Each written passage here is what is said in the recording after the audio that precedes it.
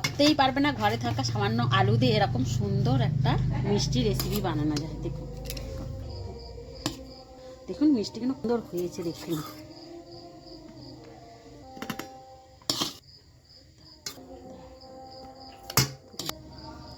দেখুন দেখে মনে হবে যেন ছানার জিলাপি। দেখুন আর কতটা নরম আর সফট হয়েছে দেখে নিন, গালে দিলেই কিন্তু মিলিয়ে যাবে। কীভাবে এই রেসিপিটা বানিয়েছি আপনারা পুরো রেসিপিটা দেখতে থাকুন ও আমার সঙ্গে থাকুন। চলুন তবে শুরু করা যাক। আর দেখি কতটা সুন্দর লাগছে।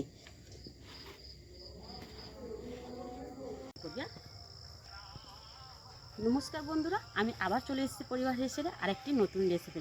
আজকে আমি আপনাদের বানাবো কিভাবে আলু দিয়ে মিষ্টি তৈরি করা যায়। এটা হচ্ছে তরকারি খাওয়া যেসব আলু আমরা তরকারি বা ভর্তা খাই, সেই আলু দিয়ে মিষ্টিটা তৈরি করব। একদম নতুন রেসিপি, আপনারা না দেখলে কিন্তু বিশ্বাসই করবেন না যে আলু দিয়েও মিষ্টি বানানো যায়। চলুন কিভাবে বানায় আপনারা পুরো রেসিপিটা দেখতে থাকুন, আমার সঙ্গে থাকুন। আশা করি কিন্তু আপনাদের ভালো লাগবে। ভালো লাগলে অবশ্যই আমার চ্যানেলটাকে সাবস্ক্রাইব করে আমার পাশে থাকবেন ও বন্ধুদের সাথে প্রচুর প্রচুর শেয়ার করে দেবেন। চলুন তবে যা যাক। দেখুন আলুর মিষ্টি বানানোর জন্য এখানে একটা আমি জায়গা নিয়ে নিয়েছি, আর এখানে নিয়ে নিয়েছি একটা সিদ্ধ আলু, আর এখানে দেখুন একটা গ্রেটার নিয়ে নিয়েছি। এই গ্রেটারটা দিয়ে আমি আলু সিদ্ধটাকে একটু গ্রেট করে নেবো। নিলে কী হবে, একটা মিহি একদম ফাইন একটা আলু পাবো আমি।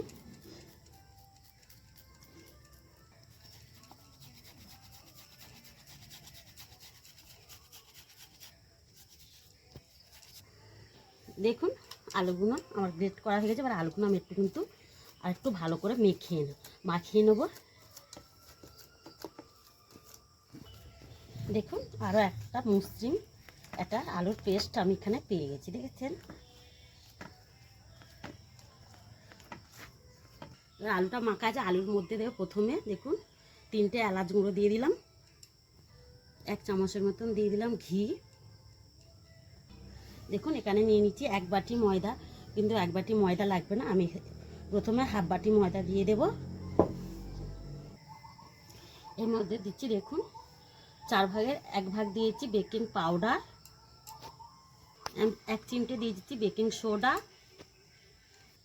দিয়ে দিচ্ছি 2 চামচ গুঁড়ো দুধ,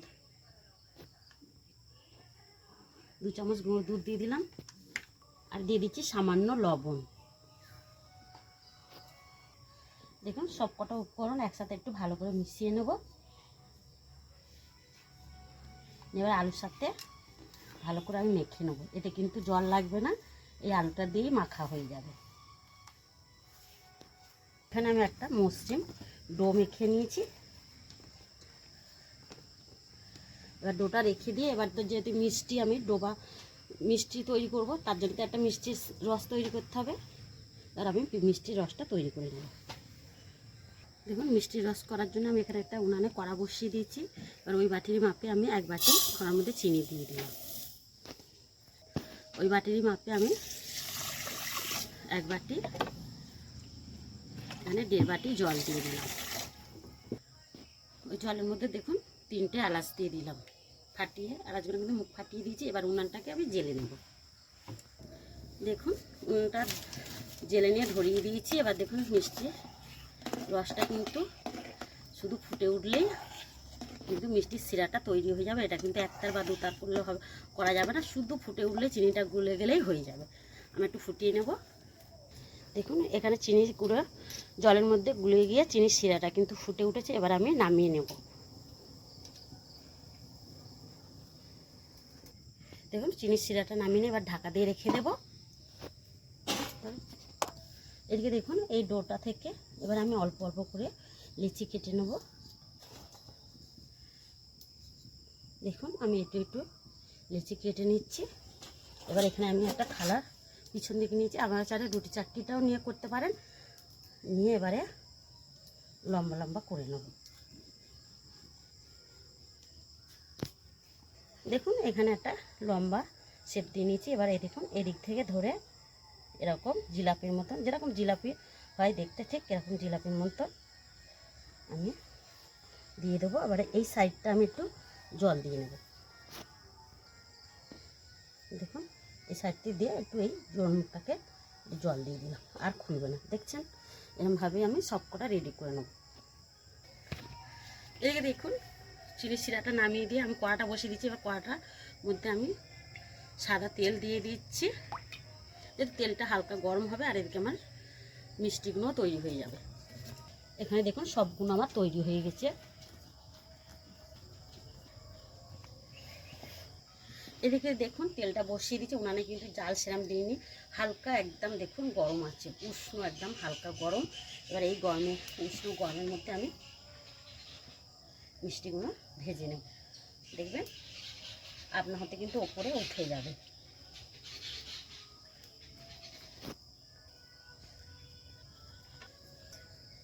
দেখুন সব কটা কিন্তু মিষ্টি আমার তেলের উপরে ভেসে উঠেছে, দেখেছেন কত সুন্দর ভেসে উঠেছে।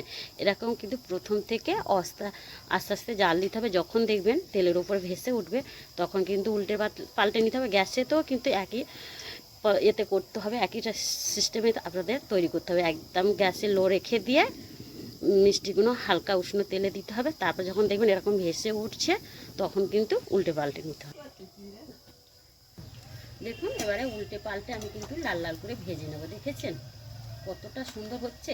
এবার কিন্তু উনানের জালটা কিন্তু মানে একদম লো থেকে একটু হাইতে দিতে হবে, না হলে কিন্তু মিষ্টিগুলো একদম শক্ত হয়ে যাবে, ভিতরটা কিন্তু একদম ফাঁপলো হবে না। দেখছেন এরকম করে এবার আমি জাল দিয়ে উল্টে পাল্টে ভেজে নেব। আর কত সুন্দর হয়েছে দেখুন আপনারা, দেখুন ফুলে দেখুন কত ডাবল হয়ে গেছে। দেখুন আমার ভাজা হয়ে গেছে, এর থেকে কিন্তু আর বেশি আমি লাল করবো না। এবার তেল ঝরে ঝাড়িয়ে নেবে তুলে। আর দেখুন কতটা সুন্দর হয়েছে দেখুন।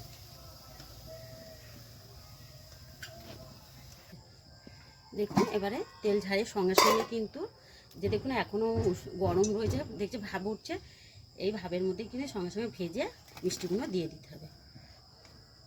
দিয়ে একটু উল্টে পাল্টে নেব। দেখবেন এটা কিন্তু বেশিক্ষণ বা সারাদিন বা ঘন্টাখানেক রেস্টে রাখলে হবে না, সঙ্গে সঙ্গে কিন্তু মিষ্টি শিরার মধ্যে ডুবে যাবে। এবার ঢাকা দিয়ে রেখে দিয়ে বাদ বাকিগুলো আমি তেলটাকে আবার নর্মালে নিয়ে আসবো। দেখুন তেলটাকে আবার যেরকম মানে হালকা তেল করে এনে তারপরে আবার বাদ বাকিগুলো আমি এখানে এখন আমার 4-5টা রয়েছে, আমি বাদ বাকিগুলো আবার আমি ভেজে নেব। তেলটা এখানে সেই একই টেম্পারেচারে এসে গেছে।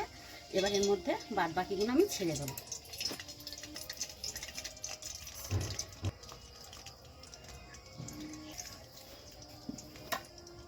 দেখুন বাদ বাকিগুলো দেখুন কতটা সুন্দর ভেসে তেলের মধ্যে ভেসে উঠেছে, দেখেছেন দেখুন কতটা সুন্দর লাগছে। দেখুন আলু দিয়েও যে এত সুন্দর একটা মিষ্টি বানানো যায় বন্ধুরা, আপনারা না বানালে বুঝতেই পারবেন না যে আলু দিয়েও, তাও আবার যে তরকারি খাওয়ার আলু দিয়েও যে এত সুন্দর একটা মিষ্টি বানানো যায়। আপনারা একবার হলেও কিন্তু এই আলু দিয়ে মিষ্টিটা বানিয়ে দেখবেন, এতটা নরম আর এতটা সুন্দর লাগে, আপনারা না বানালে কিন্তু বিশ্বাসই করবেন না। চলুন বাদ বাকিগুলো একইভাবে আমি ভেজে নেব। দেখুন বাদ বাকিগুলো একইভাবে আমি ভেজে নিয়ে তেল ঝারিয়ে নিয়েছি। এবারে চিনির রসের মধ্যে দেব। দেখুন দেখুন এইগুলো ফুলে কত সুন্দর দেখুন রস খেয়ে নিয়েছে, দেখেছেন দেখুন দেখেছেন একদম ফুলে কিন্তু ডাবল হয়ে গেছে আর নরম হয়ে কতটা নরম হয়ে গেছে। দেখেছেন আমি বললাম এটা কয়েক মিনিট রাখলেই কিন্তু ফুলে যাবে। আর বাদ বাকিগুলো দিয়ে নেব। এবার তেল এই রসের মধ্যে একটু নেড়ে চেড়ে আমি কিন্তু লাস্টের গুলো একটু ছোট ছোট করেছি, যদি প্রথমে একটু বড় বড় করে নিয়েছিলাম। আর অনেক কজনকেই আমাকে যে কোনো রেসিপি করলে আমাকে দিতে হয় সবাইকেই, ওই জন্য আমি ছোটো করে এই একটু লাস্টেরগুলো দেখুন একদম ছোটো করেছি আর এই কটা বড়ো করে নিয়েছি। এবার ঢাকা দিয়ে আমি আবার 10 মিনিটের মতন রেখে দিয়ে আপনাদের দেখাবো। আর দেখুন এখনও কিন্তু চিনির রসটা কিন্তু এখনও ভাব উঠছে। এবার ঢাকা দিয়ে আপনাদের 10 মিনিট পরে দেখাবো। দেখুন 10 মিনিট পরে আমি ফিরে এসেছি। দেখুন জিলিপিগুলো কতটা সুন্দর দেখুন ফুলে একদম ডাবল হয়ে গেছে। আর আপনাদের একটা তুলোও দেখাচ্ছি, দেখে নিন। দেখুন একটা কেটেও দেখাচ্ছি, কেউ বুঝতেই পারবে না এটা আলু দিয়ে তৈরি। দেখেছেন দেখুন ভাববে যেন ছানার জিলাপি। দেখেছেন কতটা সুন্দর হয়েছে, মুখে দিলেই কিন্তু মিলে যাবে। দেখে নিন প্রতিটা জিলিপি দেখে নিন কতটা সুন্দর হয়েছে। তাহলে আজকের আমার